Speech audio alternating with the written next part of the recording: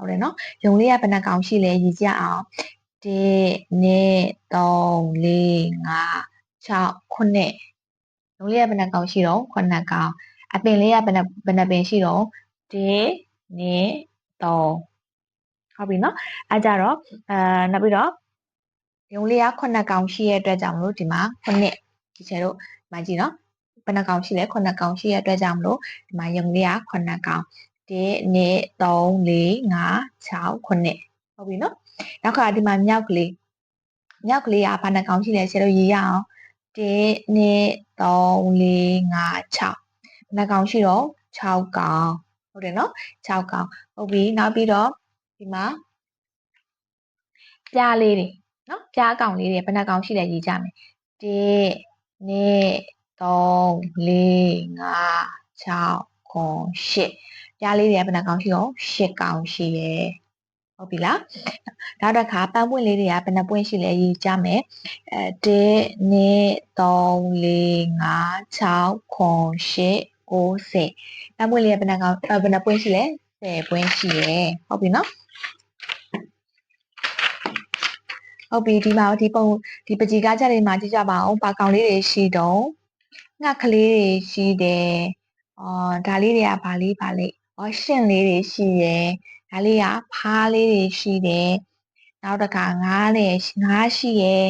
နော်နောက်ပြီးတော့ဒီကြာခွက်လေးလားဘယ်လိုခေါ်တော့အဲ့ဒါလေးတွေလည်းရှိရယ်ဟုတ်ပြီနော်အဲဆိုရင်သူကဘာလေးသိချင်တာလဲဆိုတော့ငှက်ကလေးတွေရဲ့အကောင်ကြီးကိုသိချင်တာတဲ့ငှက်ကလေးတွေရဲ့အကောင်ကြီးဒီမှာနော်ငှက်ကလေးတွေရဲ့အကောင်ကြီးက6ကောင်ရှိရယ်လို့သူကပြောတယ်နော်ဟုတ်ပြီလားငှက်ကလေးတွေရဲ့အကောင်ကြီးက6ကောင်ရှိရယ်လို့ပြောတယ်ဟုတ်လားမဟုတ်လားတစ်ချက်လို့ရေးကြည့်ရအောင်ဟုတ်ပြီလား1 2 3 4 5 6 8 9ဟုတ်တယ်9ကောင်ရှိရယ်ဟုတ်တယ်နော်ဟုတ်ပြီနော်နောက်တစ်ခါ तू ကရှင့်ကလေးတွေကတဲ့10ကောင်ရှိရယ်လို့ပြောထားတယ်အဲဒါတော့ဟုတ်လားမဟုတ်လားတစ်ချက်လို့ရေးကြည့်မယ်1 2 3 4 5 6 8 9 10ဟုတ်တယ်10ကောင်ရှိရယ်ဟုတ်ပြီလားအဲဆိုကလေးတို့ရေးတတ်မယ်ထင်ပါတယ်နော်ကဲဒါဆိုရင်ဒီဘက်စာမျက်နှာမှာကြည့်အောင်ကိန်းတွေရေးကြမယ်တဲ့ဒီမှာဆိုရင်အပင်လေးကဘယ်နှပင်ရှိလဲရှိတဲ့လောက်ကိုတကယ်လို့ဒီအဝိုင်းလေးမှာကာလာချဲပေးမယ်နောက်ပြီးတော့ဘယ်လောက်ရှိလဲဆိုတော့ရေးမယ်ဟုတ်ပြီနော်ကဲစရေးမယ်စရေးကြအောင်1 2 3 4 5 6ဘယ်နှပင်ရှိတော့6ပင်ရှိရယ်ဒါဆိုအကွက်ကလေးကလည်းဘယ်နှတုံးရှိလဲရေးကြည့်မယ်1 2 3 4 5 6အကွက်ကလေးကလည်း6တုံးရှိရယ်ဒါကြောင့်မလို့တကယ်လို့ဒီမှာဒီအဝိုင်းလေးဒီမှာဘယ်နှကွက်ကိုချဲရမလဲ6ကွက်ချဲရမယ်1 2 3 4 5 6ဒီထိချဲရမယ်ဟုတ်ပြီနော်ချဲတဲ့ခါမှာအဝိုင်းလေးတွေကိုအပြည့်ချဲနော်ဒီချဲကတော့နည်းနည်းပဲချဲအပြည့်မချဲတော့ဘူးသဘောတရားပဲချဲပြလိုက်တော့ဟုတ်ပြီလားကဲဒါဆိုရင်6ကလေးကိုရေးကြမယ်မြင်ရတယ်နော်6ကလေးကိုရေးကြတဲ့ခါကျရင်ဘယ်လိုရေးမတော့ဒီအစံလေးနေရာနေပြီးတော့မှဒီလိုလေးဝိုင်းပြီးတော့မှ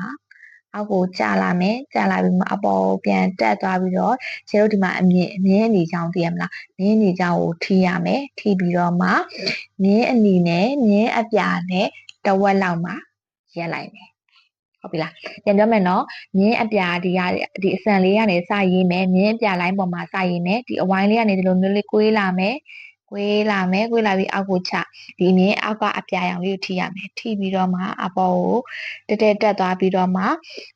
အနီဘက်ကိုကွေးသွားမယ်ကွေးပြီးအနီကိုထိပြီးရနဲ့ဒီမြင်းအပြာနဲ့အနီနဲ့တဝက်ကလေးကိုပါရက်လိုက်မယ်ရမလားဒီမှာနော်ရေးပြမယ်နော်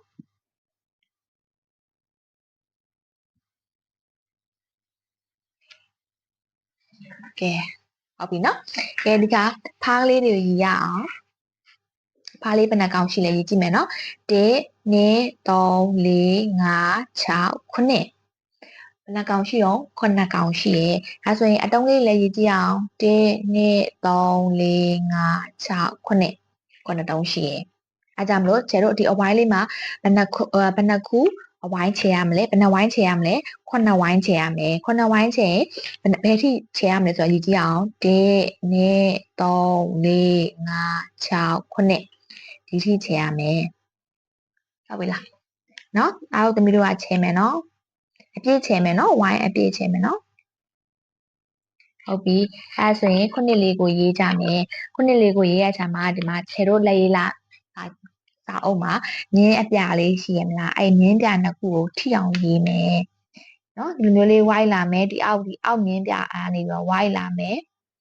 အပေါ်မြင်းပြကိုအောက်ထိမယ်ထိပြီးတော့တစ်ခါပြန်ဆင်းချပြီးတော့ဟိုးအောက်နီထိကိုထိမယ်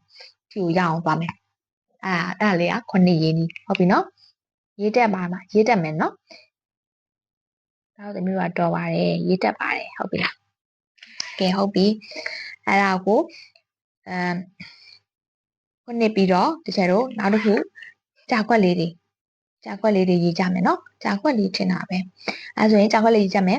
ဘယ်နှခုရှိလဲကြည့်ရအောင်1 2 3 4 5 6 8နှစ်ခုရှိတော့8ခုရှိရဲ့ဒါဆိုရင်အတုံးလေးလည်းရေးကြအောင်အတုံးလေးရလည်းဘယ်နှခုရှိလဲရေးကြမယ်1 2 3 4 5 6 8ဘယ်နှခုရှိတော့8ခုရှိရဲ့အဲဒါကြောင့်မလို့ကျတို့အဝိုင်းလေးတွေချဲမယ်ဆိုရင်ဘယ်နှဝိုင်းချဲရမလဲ8ဝိုင်းဒါဆိုရင်ရည်ကြည့်အောင်8နေရာမှာရက်မယ်နော်1 2 3 4 5 6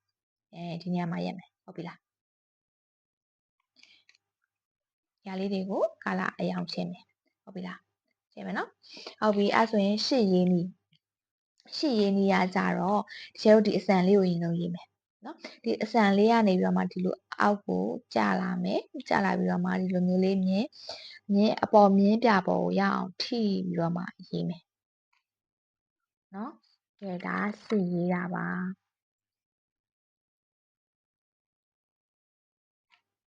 ဟုတ်ပြီလားရပြီနော်ရေးမယ်နော်ကိုယ့်ရဲ့လက်ရေးလားစာအုပ်မှာတန်းစီရေးမယ်ဟုတ်ပြီလား9ဆို9 6ဆို6အဲ့လိုမျိုးလေးတွေရေးမယ်နော်ဟုတ်ပြီဒီမှာငါးကလေးတွေရေးရအောင်သူကငါးလေးတွေပေးထားတယ်ဘယ်နှကောင်ရှိလဲဆိုတာတကယ်လို့ရေးကြည့်ရအောင်1 2 3 4 5 6 8 9ဘယ်နှကောင်ရှိတော့9ကောင်ရှိရယ်9ကောင်ရှိရယ်ဆိုတော့အတုံးလေးလည်းရေးကြမယ်1 2 3 4 5 6 8 9လုံးရှိရယ်ဟုတ်ပြီလားအဲဆိုတော့ကျတို့အဝိုင်းဘယ်နှဝိုင်းချဲမလဲ9ဝိုင်းချဲမယ်အဲဆိုချဲကြည့်ဘယ်ထိချဲရမလဲဆိုတော့ရေးကြည့်အောင်နော်1 2 3 4 5 6 8 9ဒီဝိုင်းထိကိုချဲရမယ်ဟုတ်ပြီလားဒီကနေစပြီးတော့ချဲလာမယ်အဝိုင်းကိုအပြည့်ကာလာလေးချဲလာမယ်ရတယ်ဒါတို့သမီးတို့ကြိုက်တဲ့အယောင်ချဲရတယ်နော်အဲဆိုရင်6ထိမှရက်ပေးရမယ်အဲဆိုရင်6ရေးမယ်6ရေးရင်လေတကယ်ဒီအစံလေးကနေဒီအပေါ်ဆန်လေးကနေစရေးမယ်နော်ဒီမြင်းအပြာလေးကိုဒီလိုမျိုးလေးထိမယ်ထိပြီးတော့မှတစ်ခါပြန်တက်ပြီးတော့စမ်းဆောင်လေးတက်ပြီးတော့မှဝိုင်းလာမယ်ပြီးတော့အောက်ကိုဆင်းချလာမယ်ဒီမြင်းအနီလေးကိုရအောင်ထိမယ်ထိပြီးရတဲ့ကျတို့ပြန်တက်မယ်တက်တဲ့ခါကျရင်ဒီမြင်းအပြာနဲ့မြင်းနီရဲ့တဝက်ကိုတီတီကိုတက်လိုက်မယ်အဲ့မှာရက်လိုက်မယ်ကိုရင်းနီဟုတ်ပြီလားဒီမှာနော်ဒီအစံလေးကနေစပြီးတော့မှဒီလိုလေးစအပေါ်လေးတက်မယ်တခါဆင်းလာမယ်ဆင်းလာရင်တက်လေးဆင်းချပြီးတော့မှမြင်းနီကိုထိမယ်နော်မြင်းနီထိပြီးတော့မှတစ်ခါပြန်တက်မယ်တက်တဲ့ခါကျရင်မြင်းအပြာနဲ့မြင်းနီရဲ့တဝက်လောက်ထိကိုတက်ပေးရမယ်ကဲကိုရေးတက်မလားရတယ်နော်ကဲဒီကပန်းပွင့်လေးတွေရေးကြမယ်ဒီကျဲတို့ဘယ်နှခုရှိလဲဘယ်နှပွင့်ရှိလဲရေးကြမယ်1 2 3 4 5 6 8 9 10ဘယ်နှပွင့်ရှိတော့10ပွင့်ရှိရဲ့ဒါဆိုရင်အတုံးလေးလည်းရေးကြည့်အောင်1 2 3 4 5 6 8 9 10ဟုတ်ပြီလားဒါဆိုရင်ကျတို့ဒီမှာအဝိုင်းလေးဒီမှာဘယ်နှခုချဲရမလဲ10ခုချဲရမယ်ဒါဆိုရင်ဘယ်ထိမှရက်မလဲဆိုတော့ရေးကြည့်ရမယ်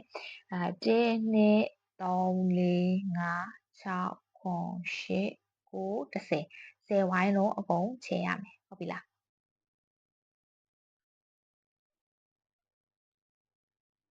ချဲမယ်နော် ဟုတ်ပြီအဲ့ဒါဆိုရင်ဒီကျတော့30ရေးနည်းလေးချမယ်30က1နဲ့3ညနဲ့ကိုရေးရမယ်ဟုတ်ပြီလား1ကဘယ်ကနေစရေးရမလဲဆိုတော့ဒီထိတ်ကလေးကနေဒီမင်းချောင်းအပြပေါ့နော်အပေါ်မြင်းချောင်းအပေါ်မြထိတ်ကနေမဟုတ်ပဲနည်းနည်းလေးအောက်ချပြီးတော့မှ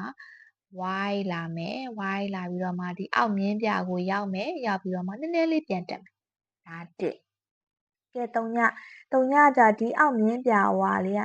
အပြလေးကနေပြီးတော့မှ y လာမယ်အပေါ်မြင်းပြဝါလေးကိုထိမယ်ထိပြီးတစ်ခါပြန် y လာမယ်ဒီအခုနအောက်ကိုပြန်ထိမယ်ဟုတ်ပြီနော်ဒါတို့တမျိုးရေးတက်မှာပါနော်ရေးတက်ပါတယ်ကေဂျီမာတွေကသင်ခဲ့ရတာဟုတ်ပြီလားဟုတ်ပြီကဲဒါဆိုရင်ရမလားအကောင်လေးတွေရေးတက်မလားရပဲနော်ကဲ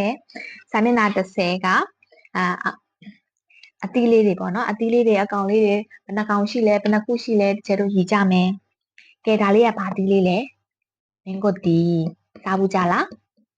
စားဘူးတယ်နော်ဟုတ်ပြီအဲဆိုရင်တချို့တို့မင်းကိုတီလေးဘယ်နှလုံးရှိလဲဆိုတော့ရေးကြည့်အောင်1 2 3 4 5 6 8ဘယ်နှလုံးရှိရလဲခွေးတို့8လုံးရှိရဒါဆိုရင်တချို့တို့8ကိုဘယ်လိုရေးမလဲဒီမှာတချို့ရေးအရှိစာမျက်နှာမှာသင်ပေးထားတယ်နော်ဒီအစံလေးကနေပြီးတော့မှစာရေးမယ်စံလေးကကြတော့ဒီအပေါ်မြင်းအပြာကို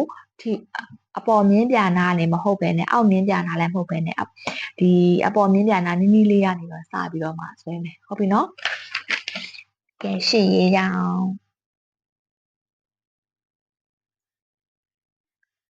ဟုတ်ပြီနော်ကဲဒါလေးကဘာတီးလေးတော့ခရမ်းတီဟုတ်တယ်ခရမ်းတီအိမ်မှာချက်စားတဲ့ဟာကြီးနော်အသားတို့သမီးတို့ကြိုက်ကြလားဟုတ်ပြီနော်ကြိုက်တယ်နော်ဟုတ်ပြီအဲဆိုရင်ကျန်တို့ရည်ကြည့်အောင်ခရမ်းတီဘယ်နှလုံးရှိလဲ1 2 3 4 5 6ဘယ်နှလုံးရှိတော့6လုံးရှိရဲကဲဒါဆိုရင်ကျန်တို့ဒီကပ်ပြားလေးမှာဘယ်လောက်ရေးရမလဲ6လို့ရေးရမယ်ရေးနည်းလေးကိုတော့ဒီကျရှေ့ပိုင်းမှာပြောထားတယ်နော်ကဲ6ရေးမယ်ဟုတ်ပြီနောက်တကဒါလေးတွေကဘာကောင်လေးတွေအောင်ငှက်ကလေးတွေဟုတ်တယ်အဲဆိုရင်ငှက်ကလေးတွေဘယ်နှကောင်ရှိလဲကျတို့ရေးကြည့်အောင်1 2 3 4 5 6 9ငှက်ကလေးတွေကဘယ်နှကောင်ရှိလဲ9ကောင်ရှိရယ်ဟုတ်ပြီကျတို့ရေးရအောင်9ကောင်อ่ะဒီလိုလေးအစံလေးမပါဘူးနော်ဟုတ်ပြီ9ဟုတ်တယ်နော်ဟောဒီချင်းကကောက်သွားတယ် sorry ပါ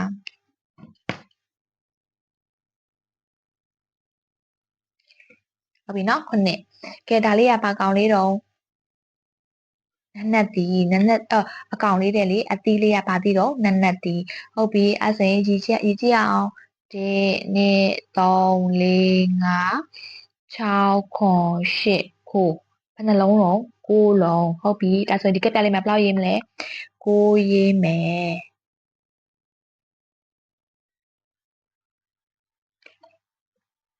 ဟုတ်ပြီနော်ဒါဆိုရင်ဒါလေးကဘာတီးလေးတော့လိမ္မော်တီးလေးတစ်ခါတို့တွေပြန်ရေးကြည့်အောင်1 2 3 4 5 6 8ဘယ်နှလုံးတော့8လုံးကဲဒါဆိုရင်8ကလေးရေးရအောင်ဟုတ်ပြီအဲဆိုရင်ဒါလေးကဘာတီးလေးတော့onion ဟုတ်တယ်ချက်သွန်ကြီးဆိုတော့ခါကြတော့ဆယ်တို့ရေးကြည့်မယ်နော်ဘယ်နှလုံးရှိလဲဆိုတော့1 2 3 4 5 6 8 9 10ဘယ်နှလုံးရှိရလဲ10လုံးရှိရဒါဆိုရင်ဒီကပ်ပြလေးမှာဘယ်လောက်ရေးမလဲ10